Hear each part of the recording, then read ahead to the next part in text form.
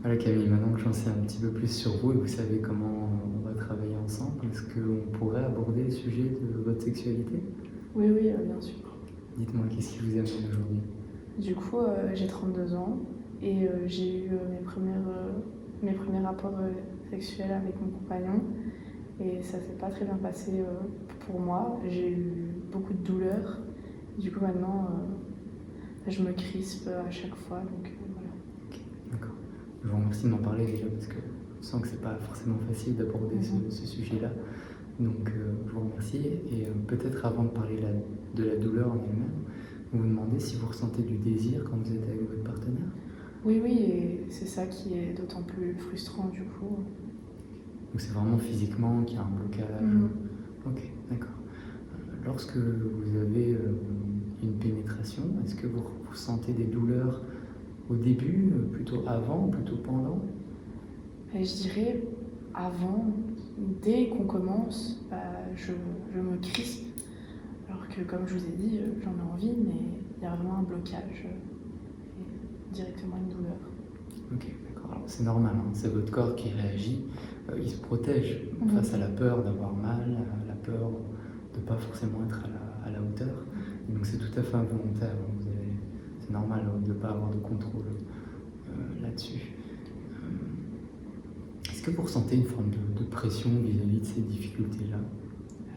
Du coup, oui. Comme je vous ai dit, j'ai 32 ans et souvent les gens ils ont des rapports beaucoup plus tôt.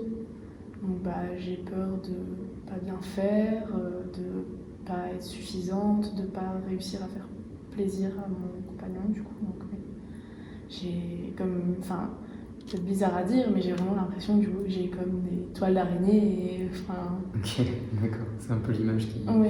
Ok, d'accord, déjà j'aimerais vous rassurer à ce niveau-là, le fait d'avoir une première fois tardive, ça ne dit rien sur vous, sur vos capacités, sur votre valeur en tant que personne qui s'engage dans des activités sexuelles. En tout cas, il faut le savoir.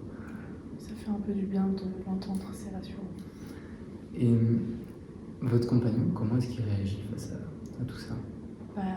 Il est très compréhensif et il est très présent, mais j'ai quand même peur qu'il finisse par me quitter parce qu'il va se lasser.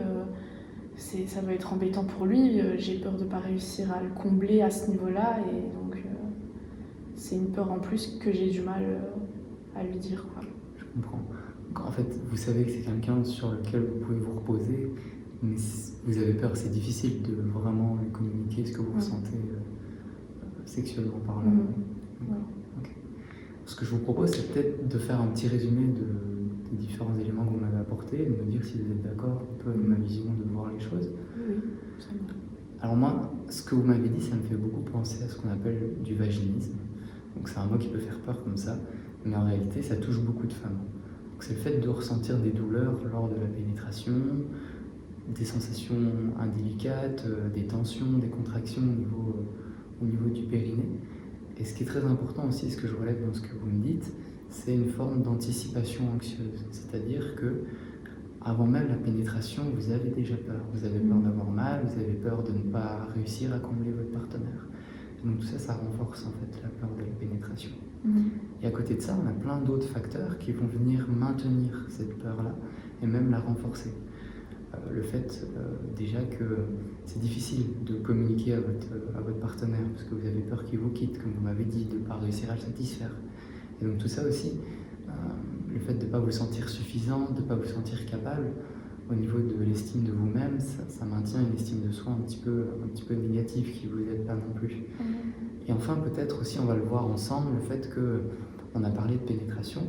Alors qu'au fond, la sexualité, c'est plein d'autres choses. Il y a un champ des possibles assez inimaginable et j'espère qu'on pourra le découvrir ensemble. Mais en tout cas, ce qui est positif, c'est que tous ces mécanismes-là, ils ne sont pas irréversibles, d'accord? On peut tout à fait travailler dessus. Est-ce que vous vous reconnaissez un petit peu dans... Oui, franchement, ça fait du bien de se sentir comprise et de savoir que je peux en parler avec quelqu'un. Ok, super. Super.